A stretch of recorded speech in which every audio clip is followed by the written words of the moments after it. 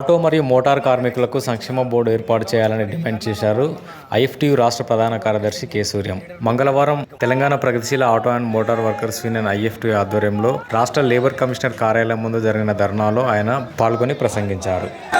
ఆర్టీసీలో ఆటో డ్రైవర్లకు ఉద్యోగాలు ఇవ్వాలి. ఆర్టీసీలో ఆటో డ్రైవర్లకు ఉద్యోగాలు ఇవ్వాలి. ఆర్టీసీలో ఆటో డ్రైవర్లకు ఉద్యోగాలు ఇవ్వాలి. ఆటో డ్రైవర్ల ఐక్యత. ఆటో డ్రైవర్ల ఐక్యత. ఈ సందర్భంగా ఐఎఫ్టియు నగర అధ్యక్షురాలు ఎస్ఎల్ పద్మ మాట్లాడుతూ ఆటో అండ్ మోటార్ కార్మికులకు సంక్షేమ బోర్డు ఏర్పాటు చేస్తామని, ఆటో మెయింటెనెన్స్ కోసం సంవత్సరానికి 12,000 రూపాయలు ఇస్తామని ఎన్నికల మేనిఫెస్టోలో కాంగ్రెస్ పార్టీ హామీ ఇచ్చిందని, అధికారంలోకి వచ్చి ఇన్ని రోజులైనా అది ఒక్కడుగు ముందుకు పడలేదన్నారు. ధర్నా నిర్వహిస్తున్నారు. ప్రధానంగా లేబర్ ఆఫీసుకి సంబంధించినటువంటిది ఆటో కార్మికులకు సంక్షేమ బోర్డు ఏర్పాటు చేయాలి.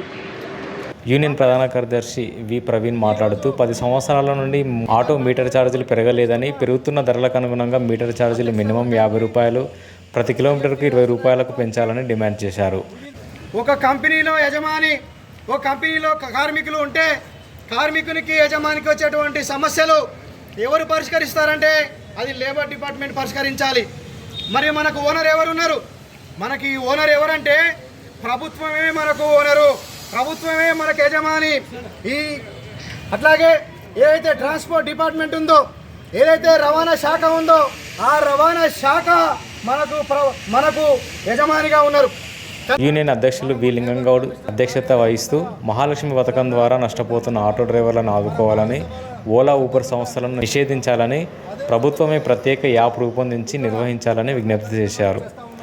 యూనియన్ నగర ఉపాధ్యక్షులు రవి టి నారాయణలు మాట్లాడుతూ నగరంలో స్పెషల్ డ్రైవ్ పేరుతో ఆటో డ్రైవర్లపై వేధింపులను ఆపాలన్నారు.